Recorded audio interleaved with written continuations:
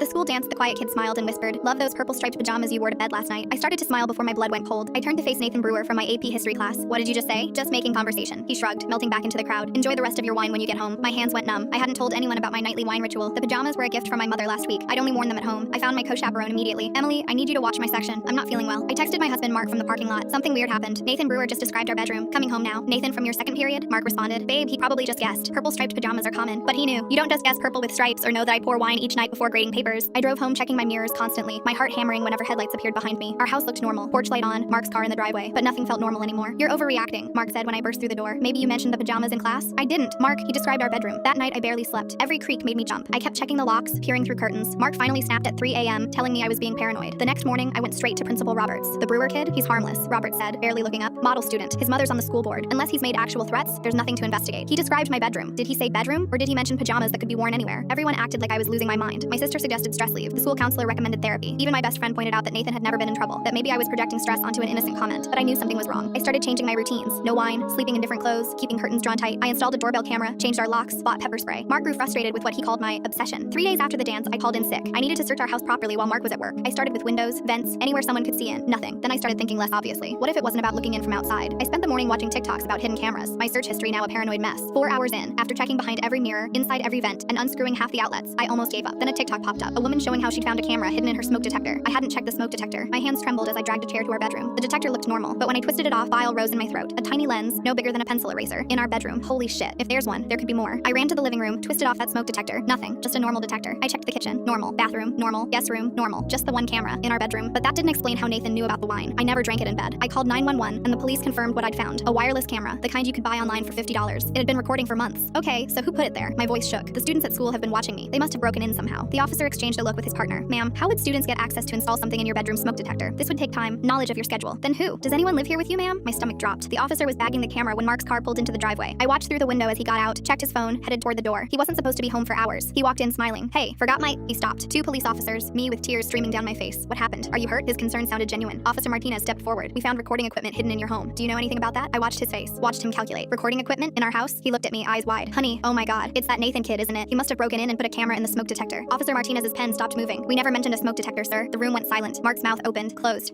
You said recording equipment. Where else would someone hide?" The officer cuffed him mid-sentence. After further investigation, they discovered he'd been live streaming to hundreds of viewers, accepting donations for requests. There was hours and hours of footage from different rooms: bedroom, bathroom, home office, living room, kitchen. He had one fake smoke detector with a camera inside. He'd swap it with the real smoke detectors throughout the house, moving it room to room based on what viewers wanted. Bedroom this week, went to see the bathroom. And somehow kids at school had found the stream weeks ago, Nathan later told police. They'd been passing the link around, whispering about it in hallways. He was too shy to tell me directly, so he tried to warn me the only way he could think of.